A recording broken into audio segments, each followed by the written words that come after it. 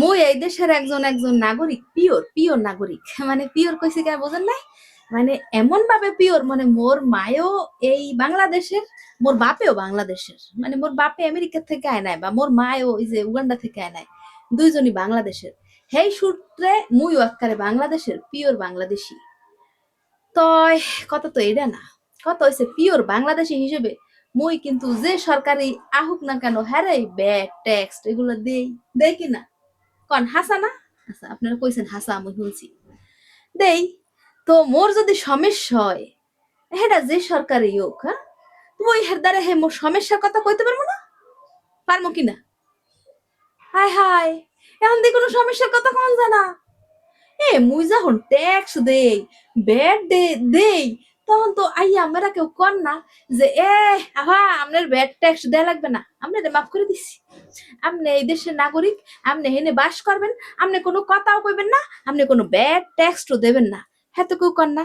মুই তো সমান ভাবে আমেরাও যে পরিমাণ দেন মুইও সেই পরিমাণে দিই, ওই কোটিপতিও যে পরিমাণ দেয় এই মুই ফহিনী সেই পরিমাণে দিই। মানে ওই একটা যদি একটা মনে করেন একটা রুডির প্যাকেটে কিনতে যাই, ও আনে ব্যাট থাকে, ওরা মোর দেওয়া লাগে, আমরাও দেন মুইও দিই। একটা জামা কিনতে গেলে হ্যাঁ নে ব্যাট ব্যাট দুই না থাকে। হ্যাঁ, সব জায়গা কোন জায়গা ব্যাট নাই কন?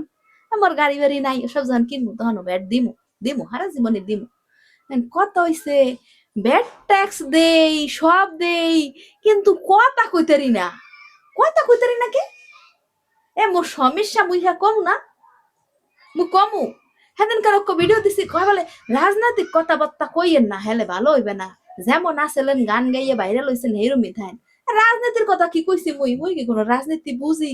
মোর 14 গোষ্ঠীও কেউ রাজনীতি বোঝে না, মুই তো দূরে থাক।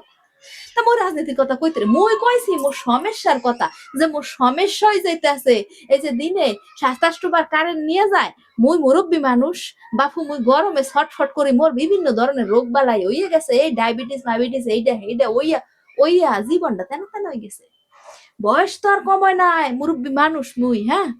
তা মুই হেই কথা কথা কইছি যে মোর সমস্যা হইতেছে দাদু, মে ভাই, মোর সমস্যা এইটা এইটা। এটা কি মোর দোষ হইছে?